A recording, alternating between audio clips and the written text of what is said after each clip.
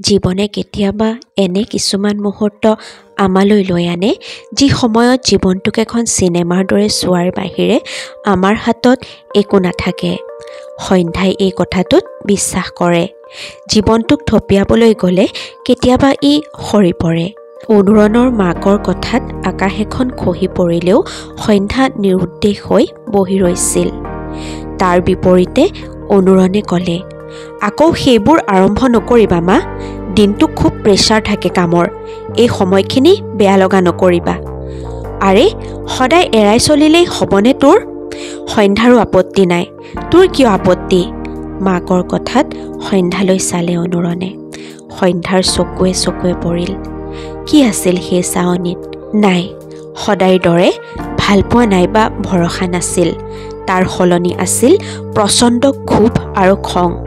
তাইলৈ চায়েই অনুৰণে সুধিলে, তোমাক ডিভোৰ্চ দি আন এগৰাকীক বিয়া কৰালে তোমাৰ আপত্তি নাই নেকি সন্ধ্যা? সন্ধ্যাই একো নামাতি তলমূৰ কৰিলে মাত্ৰ। অনুৰণে এইবাৰ মাতটো ডাঙৰ কৰিলে, কোৱা তোমাৰ আপত্তি আছে নে নাই? নাই, সন্ধ্যাৰ উত্তৰ নাই। চকুত ভিৰ কৰা চকুপানীবোৰক জোৰকৈ ভিতৰলৈ ঠেলি তাই ৰৈ আছে।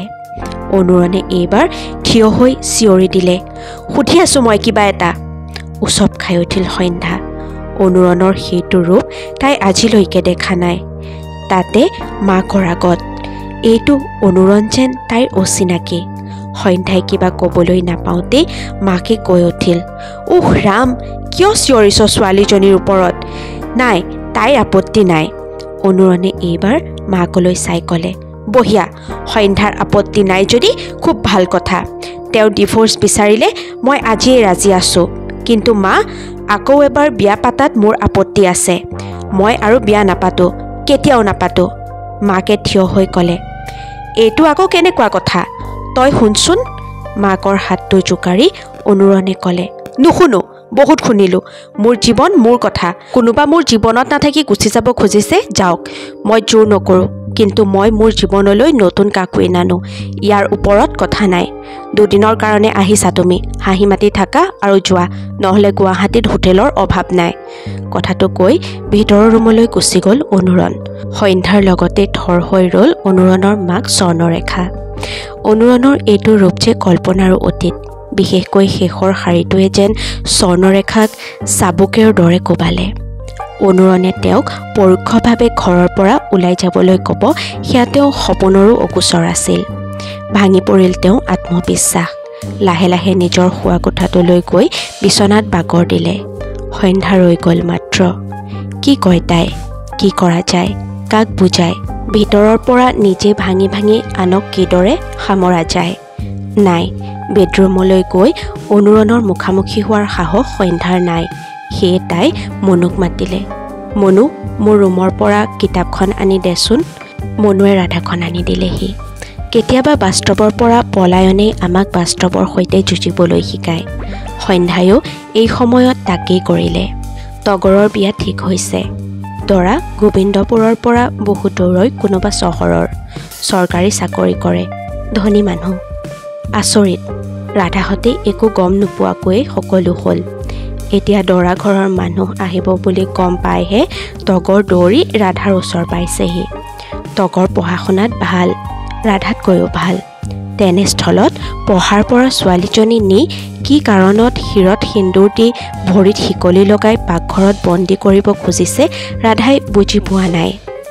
তগৰৰ কথা শুনিয়েই তাই সিহঁতৰ ঘৰলৈ দৌৰিলে। তগৰৰ মাক চোতালতে আছিল। ৰাধাই গৈ চিঞৰি উঠিল, খুৰীটি, কি কৰিছে এইবোৰ আপোনালোকে? তগৰৰ বিয়া বোলে? চোতাল শাৰী শাৰী মাকে ক'লে, অঁ আকৌ, বিয়া নোহোৱাকৈ ঘৰতে বহি কৰিম নে কিবা? তাতে ইমান ভাল ল'ৰা এটা পাইছোঁ, কিন্তু সেই বুলি পঢ়া শুনা বাদ দি? এইবাৰ গোহালিত গৰুৰ বাবে জাক দি থকা তগৰৰ দেউতাকে মাত দিলে, হেৰৌ, হিচাপ নিকাচ কেইটা শিকিলে?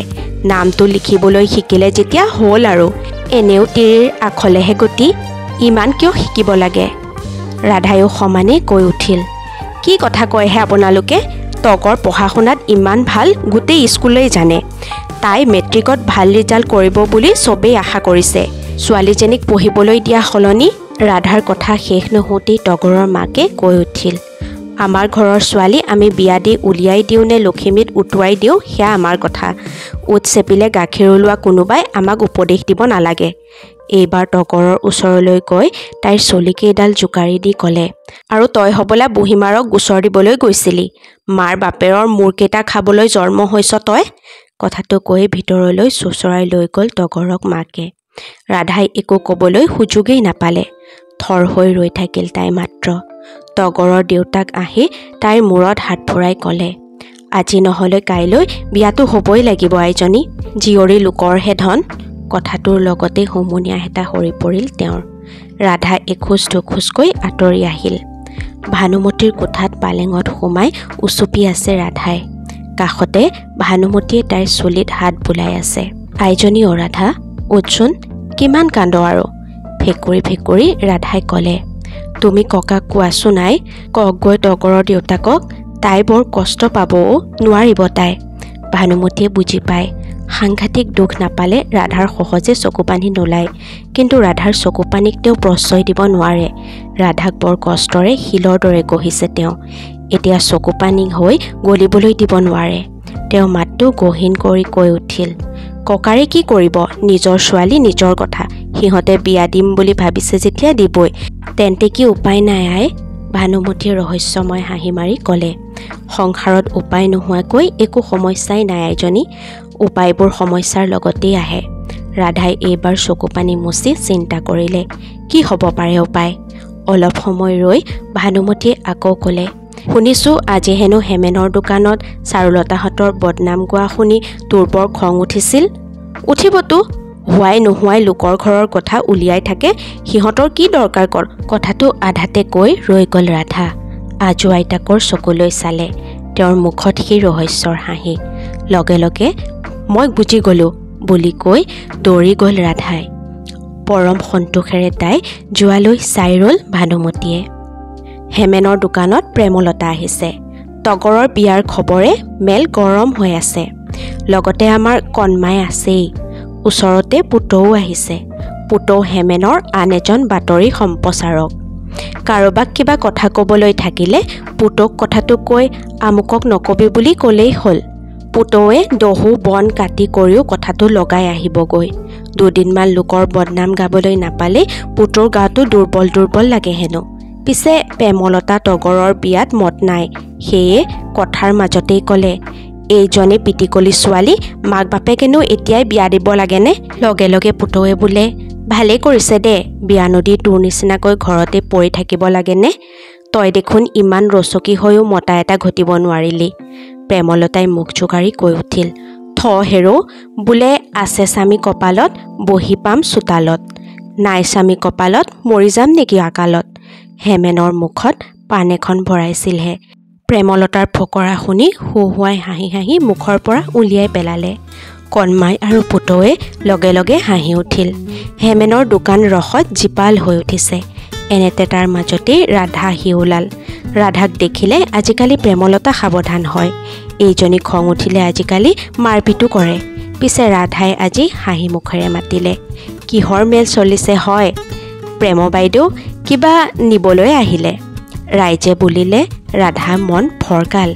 সেয়ে প্ৰেমলতাই ক'লে, নাই অ', সেইটোৰ সখীৰৰ তগৰৰ বিয়াৰ কথা পাতি আছিলোঁ। চাচোন এইকণ বয়সেতেনো বিয়া দিব লাগেনে। ৰাধাই মনৰ ভাৱ লুকুৱাই ক'লে, বিয়া নিদি কি কৰিব, ইমান ডাঙৰ ঘটনা এটাৰ পাছত আকৌ বিয়া দিব পাৰে নে নোৱাৰে। ৰাধাই ক'বলৈহে পালে। কণমাই, পুতৌ, প্ৰেমলতা, আনকি দোকানৰ ভিতৰৰ পৰা হেমেনো একে জাপে বাহিৰ পালেহি। কি ঘটনা অ', কি হৈছিলনো, কচোন ক। একেলগে প্ৰশ্নৰ জোৱাৰ উঠিল। ৰাধাই এইবাৰ আচৰিত হোৱা যেন দেখুৱাই ক'লে, আও আপোনালোকে গম নাপায়নে। অৱশ্যে পাবনো কেনেকৈ, কম চালাকিৰে লুকুৱাইছেনে। মই গাত লাগি থাকোঁ বুলিহে জানিলোঁ। পুতৌৱে ক'লে, ঐ ৰাধা, পাতনি বাদ দে অ', কথাটো ক, মোৰ পেট পাক মাৰি ধৰিছে। ৰাধাই ইফালে সিফালে চাই ফুচফুচাই ক'লে, ইমান জোৰ কৰিছে যেতিয়া কওঁ শুনক। বোলে গাঁৱৰে ল'ৰা এটাৰ লগত কিবা কিবি হ'ল, ঘৰৰ ভিতৰতে মাকে ধৰা পেলালে।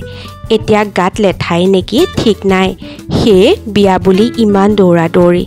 কি আটাইজাকে একেলগে চিঞৰি উঠিল। পিছে প্ৰেমলতাই অলপ সন্দেহ কৰি ক'লে, হয় জানো এনে এটা কথা গাঁৱৰ পৰা লুকাই থাকিবনে? ৰাধাই দুগুণ বিশ্বাসেৰে ক'লে, হয়তো আকৌ, নহ'লে ইমান দূৰলৈ ছোৱালী বিয়া দিয়েনে? কোনেও এতিয়ালৈকে দৰাৰ নাম কি, ঘৰনো ভালকৈ ক'ত, পৰিয়ালনো কিমান একোৱেই নাজানে। কোনোবাই এইবোৰ কথা উলিয়াই বুলিয়েই এই ব্যৱস্থা। ৰাধাৰ কথাত যুক্তি আছে। এইবাৰ সকলোৱে একেমুখে বিশ্বাস কৰিলে। কণমাই ক'লে, সেয়েহে বুলিছোঁ মাকে এইকেইদিন মুখেই দেখুওৱা নাই। কোনোবাই কিজানি কিবা সোধেই। বাকী কেইজনেও হৰ ভৰ দিলে। কথাৰ মাজতে ৰাধাই ক'লে, মই গৈ থাকোঁ, আপোনালোককহে ক'লোঁ, এইবোৰ আকৌ কৈ মেলি নুফুৰিব দেই। পুতেও টপককৈ মাতিলে, কি যে ক, আমাৰ সেই লগোৱা মেলা স্বভাৱ নাই আই, নে কি কয় নব?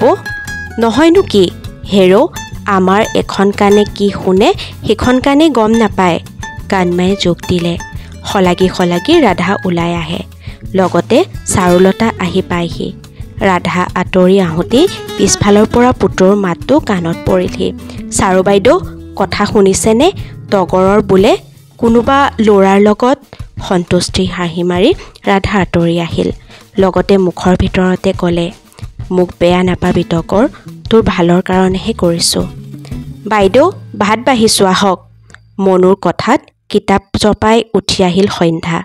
দাদাকো মাতি দিয়া বুলি কৈ সন্ধ্যা শাহুৱেক শুই থকা ৰুমলৈ গ'ল। অনুৰণৰ সেই ৰূপৰ পাছত শাহুৱেকে ভাত খাবনে নাখায় কোনে জানে। পিছে সন্ধ্যা ভবাৰ দৰে নহ'ল। তাই ৰুমত সোমোৱাৰ লগে লগে শাহুৱেক নিজেই উঠি বহিল। ভাত বাঢ়িছে নেকি ৰঞ্জুন? সন্ধ্যা আচৰিত হ'ল। ইমান আত্মাভিমানী মানুহজনীৰ আজি কি কথা? তেওঁৰ মাতত তিলমাত্ৰও খং বা অভিযোগৰ সুৰ নাই। অৱশ্যে এই কথাৰ আঁৰৰ কথাও তাই জানে। নিজৰ কথা মনাবলৈ স্বৰ্ণৰেখাই যে নিজৰ আত্মসন্মানো ত্যাগ কৰিব পাৰে সিয়াতকৈ বেছি কোনে জানিব। বিশেষ একো কথা নপতাকৈ ভাত খাই শেষ হ'ল। মনুৱে বাকী কামবোৰ কৰিলে। ৰাধাই শাহুৱেকক আঁঠুৱা তৰি দিলে।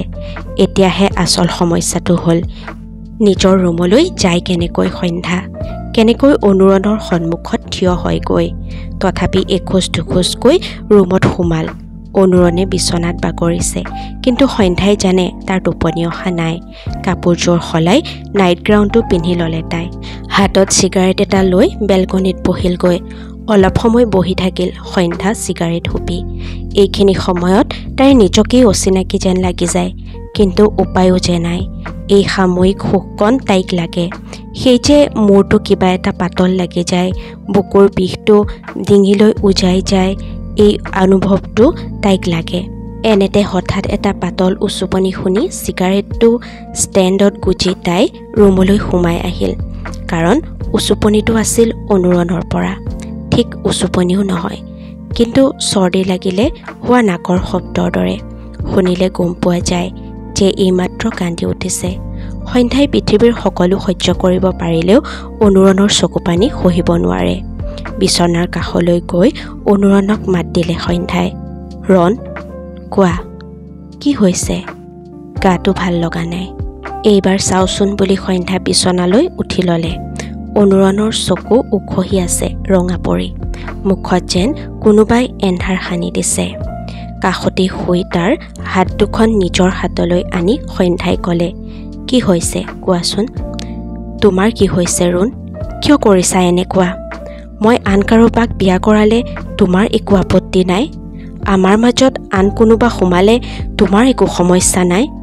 আমাৰ ভালপোৱাৰ লক্ষ্য কি অকল কেঁচুৱা জন্ম দিয়াই আছিল?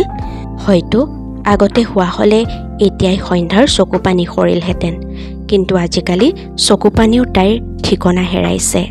তাই মাত্ৰ ক'লে, মই মাৰ কথা চিন্তা কৰিহে।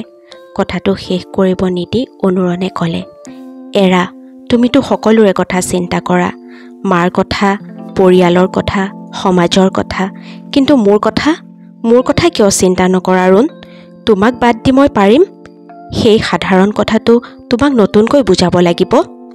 দাঁতেৰে ওঠজোৰ কামুৰি উঠিল সন্ধ্যাই। একো ক'ব পৰা নাই তাই। বুকুখনত কিবা শিল এটাই যেন তল ওপৰ কৰিহে আছে। একো নকৈ অনুৰণৰ বুকুৰ মাজত কুচি মুচি সোমাই পৰিল তাই। ইয়াতকৈ আন ভাষা নাজানে সন্ধ্যাই। সন্ধ্যাৰ চুলিত হাত ফুৰাই দিলে অনুৰণে। সামান্য কঁপি উঠা সন্ধ্যাক জোকাৰি সাৱটি অনুৰণে ক'লে, মই আছোঁ সন্ধ্যা, মাত্ৰ তুমি গুচি যাওঁ বুলি নক'বা। লাইটৰ বেড ছুইচটো অফ কৰি কাষৰ ডিম লাইটটো দি মোবাইলত পাতলকৈ গান এটা বজালে অনুৰণে। এটা পাতল নীলা পোহৰ বিয়পি পৰিল। সন্ধ্যা তেতিয়া অনুৰণৰ বুকুৰ মাজতে। তাইক আৰু অকণ ওচৰ চপাই আনিলে সি। লাহে লাহে নিজৰ ওঠযোৰ এৰি দিলে সন্ধ্যাৰ ওঠৰ মাজত। মোবাইলত বাজি আছিল বিশ্বুত শইকীয়াৰ গানটো। আমাৰ মৰমে জিনি যায় কথাৰে, মৰমক জিনিব পাৰে কোনে। ভাগৰি পৰা ৰণত মৰমৰ উশাহ হ'লে, মোৰ বুলি তোমাৰ ৰণবোৰ আঁকোৱালিম।